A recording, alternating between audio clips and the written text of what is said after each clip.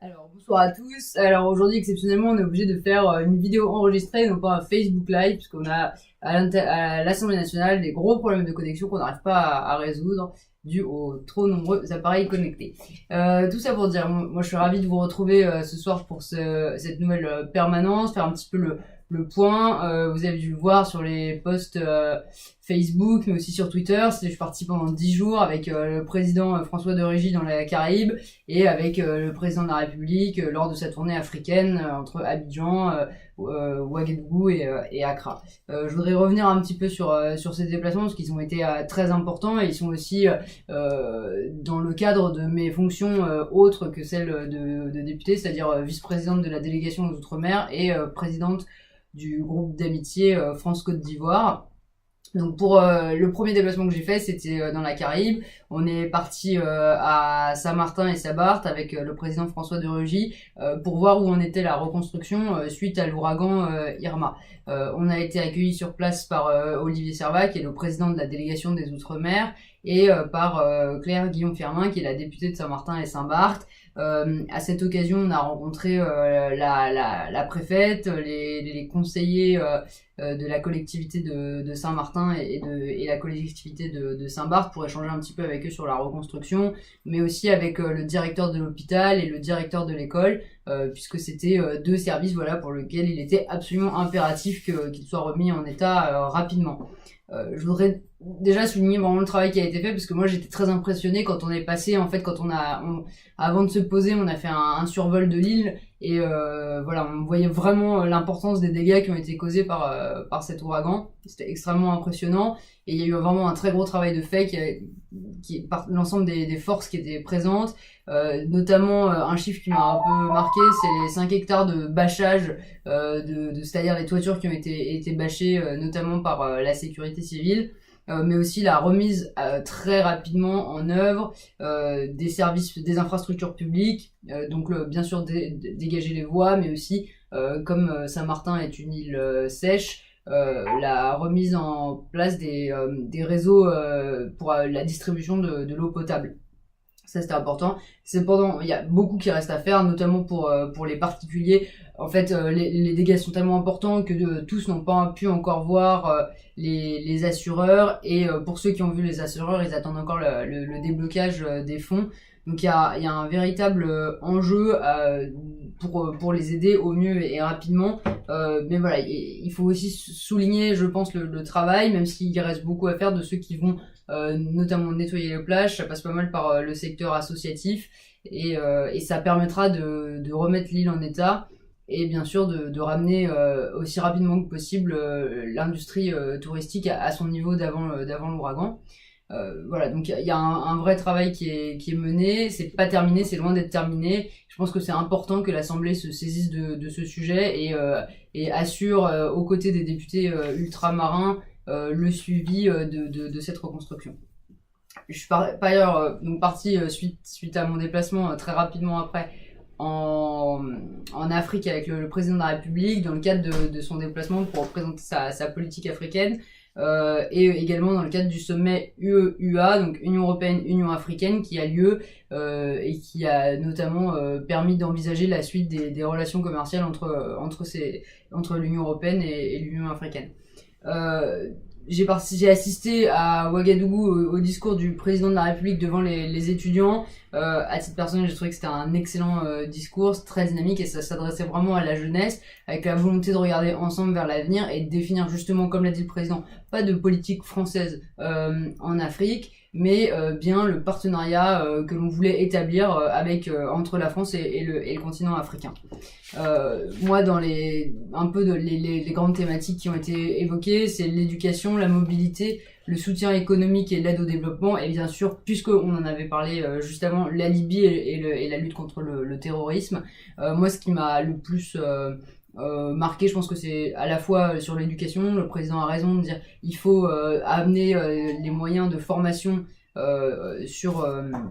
dans ces pays et surtout toutes les mesures visant à favoriser l'éducation des femmes. Je pense que c'était un message qui était important. On le répète, on l'entend de plus en plus souvent aujourd'hui dans les médias, mais aussi au niveau de la classe politique. Une société se développe de manière efficace que si les femmes sont partie prenante. Donc je pense que c'était un message fort à passer. Après Ouagadougou, donc on a passé à peu près 2 jours, on s'est rendu en Côte d'Ivoire à Abidjan. Là on a rencontré un certain nombre d'acteurs, des acteurs de l'innovation, avec notamment les représentants de la French Tech, des acteurs de la formation professionnelle, puisqu'on a été visiter un centre de formation au métier d'électrotechnique. On a rencontré aussi bien sûr la communauté française de Côte d'Ivoire, parce que c'est une communauté qui est très importante, et les marcheurs de Côte d'Ivoire, mais aussi d'Afrique de l'Ouest plus largement. C'était l'occasion d'un temps d'échange avec eux sur un petit peu comment la société civile peut s'emparer des sujets politiques et à son échelle agir dessus. Je pense qu'il y avait un enjeu important, parce que dans les marcheurs de Côte d'Ivoire, il y a beaucoup de binationaux qui ont envie de s'investir à la fois dans la politique française et dans la politique ivoirienne. Donc c'était très intéressant de pouvoir échanger avec eux sur ce sujet, de confronter aussi leur vision. Je pense qu'ils ont énormément à nous apporter de par leur double vision, dirons-nous. Et puis ensuite on s'est rendu à Accra au Ghana. Alors c'était une visite très courte, certains diront, on a presque fait un saut de puce, parce qu'on est resté un petit peu plus de 6 heures sur place. Le président a fait plusieurs visites, mais je pense que c'était important puisque c'était l'anniversaire de l'indépendance du Ghana, et par ailleurs ça faisait quand même 60 ans qu'un président français ne s'était pas rendu au Ghana, pardon. Donc c'était un moment symbolique. Il a reçu aussi un véritable soutien du président du Ghana suite à son discours de Ouagadougou. Effectivement, le président du Ghana, rappelant l'importance effectivement de la logique de partenariat, mais aussi du fait que du développement propre que devaient avoir les pays d'Afrique, la nécessité pour eux aujourd'hui d'être vraiment dans le rattrapage. Donc c'était vraiment dans la ligne politique de ce qu'avait défendu Emmanuel Macron. C'était un vrai allié, un vrai soutien pour le président.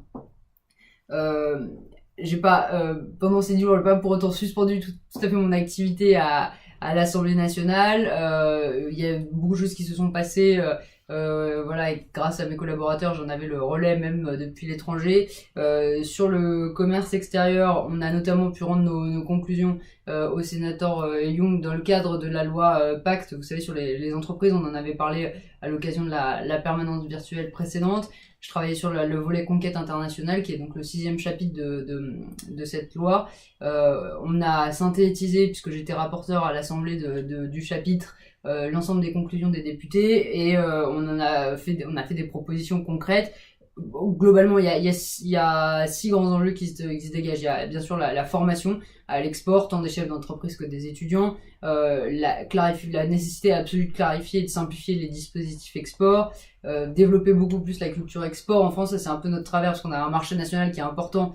On n'a pas forcément tout de suite l'idée d'aller s'exporter. La nécessité pour les PME de beaucoup plus chasser en meute, presque un peu sur le modèle allemand, et enfin les questions liées au financement, l'assurance prospection et les mécanismes qui sont mis notamment en œuvre par la BPI, mais aussi le rôle que peuvent jouer les acteurs privés dans le financement. Par ailleurs, le dernier sujet, on a fait une demande et on a obtenu, donc ça c'est la bonne nouvelle, de ce que je rejoigne la mission d'information sur le Brexit qui vient d'être constituée.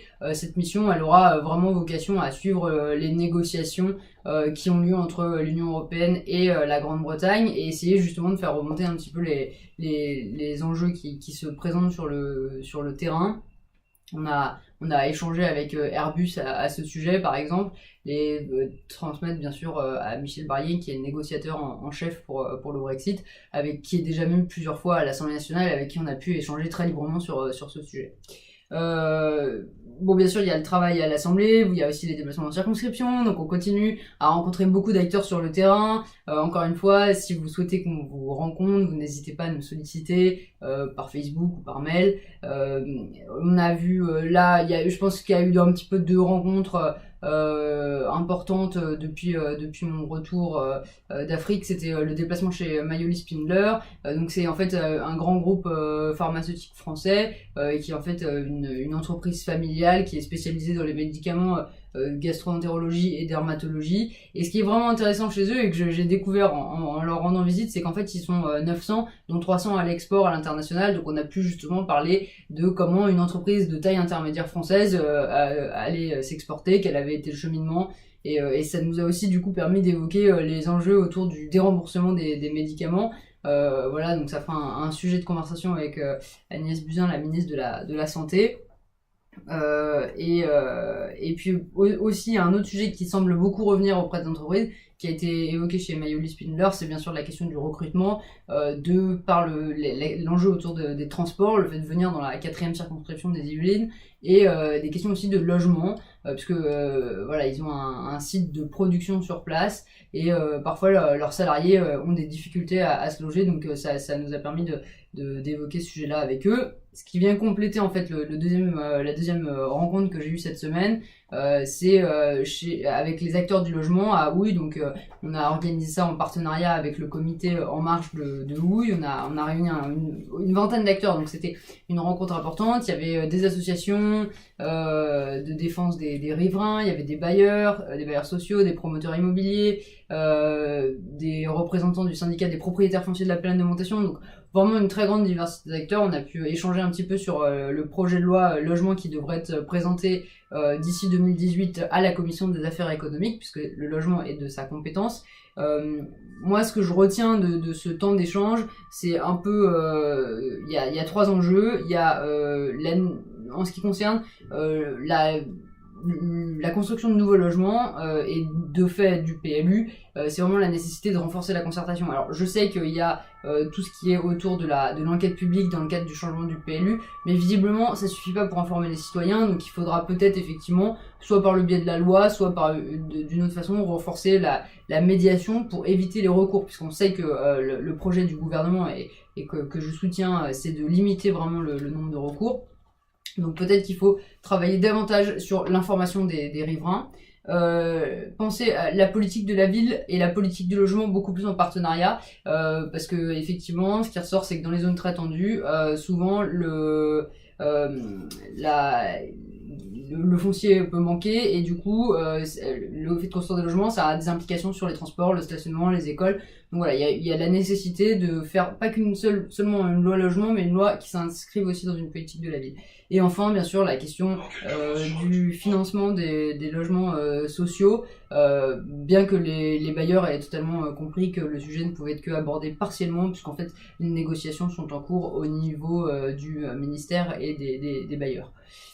Voilà donc pour un petit peu le récapitulatif de ces 10 jours. Bien sûr, il y a d'autres sujets qu'on n'a pas évoqués. Je voudrais aussi donner la place aux questions, parce que j'en ai reçu à la fois par mail et par courrier. Donc déjà, j'ai une question de Thierry sur la question de la proposition de loi qui a été votée cette semaine sur les aidants familiaux et la possibilité de donner ces jours. Donc c'est une proposition de loi qui a été déposée par le groupe Agir UDI, anciennement les Constructifs, puisqu'ils ont changé de nom récemment. Et en fait, cette proposition, elle a été également soutenue par le groupe La République En Marche, parce que c'était une proposition qui va tout à fait dans le sens de ce qui était défendu par Emmanuel Macron. C'était dans le programme, puisque il y avait une proposition qui indiquait que le don de RTT entre collègues pour les aidants et dans les entreprises sera permis. Donc on a bien sûr été dans ce sens-là. On a déposé quelques amendements pour aller un peu plus loin, et donc voilà ce qu'on a voté en début de semaine. Donc le don sera anonyme, et ce sera soit une toute ou partie des jours de RTT, enfin des jours de repos, donc RTT ou congé. C'est jusqu'à 24 par an, et le salarié bénéficiaire aura un maintien de sa rémunération. Cette proposition de loi a été adoptée à l'unanimité des votants, et donc maintenant elle devrait partir au Sénat, mais je pense que voilà, c'est vraiment un texte qui va dans le bon sens. On sait que la question des aidants, ça devient de plus en plus un sujet de société. notamment ceux qui doivent faire face à des maladies longues ou à un handicap de leurs proches. Donc voilà, c'est une vraie avancée et pour laquelle je suis très satisfaite. Sur un sujet beaucoup plus léger, j'ai été interpellée à plusieurs reprises et notamment par Karine sur la question des visites de l'Assemblée nationale. Donc bien entendu, je vais vous faire une petite synthèse du fonctionnement. Alors les visites par député, donc il y a un guide en fait qui vous accueille à l'Assemblée nationale. On a 2 visites par trimestre à l'Assemblée, donc ça fait pas beaucoup malheureusement par député, donc il faut un peu choisir. Alors pour l'instant c'est un peu le premier qui fait la demande qui a les dates. On pourra réfléchir à un autre système si vous avez des propositions à nous faire. Pour l'instant on a reçu l'école Leclerc à Croissy qui sont venus et chez qui on va aller faire d'ailleurs une petite visite pour échanger avec les élèves sur leur impression de l'Assemblée nationale. On recevra prochainement une école de Carrière, on recevra une autre école de Croissy. Le but c'est vraiment de vous dire que l'Assemblée, les portes sont ouvertes et dans la mesure de mes possibilités, c'est-à-dire du nombre de dates qui me sont allouées, je donne tout à fait la possibilité de visiter l'Assemblée. Et puis pour ceux qui le souhaitent aussi de participer aux questions au gouvernement dans la mesure où on est contingenté, c'est au nombre de places qui sont disponibles. Écoutez, voilà, ce sera moins interactif cette fois que le Facebook Live. N'hésitez pas à poser vos questions et puis on se remettra au Facebook Live dans 15 jours. À bientôt!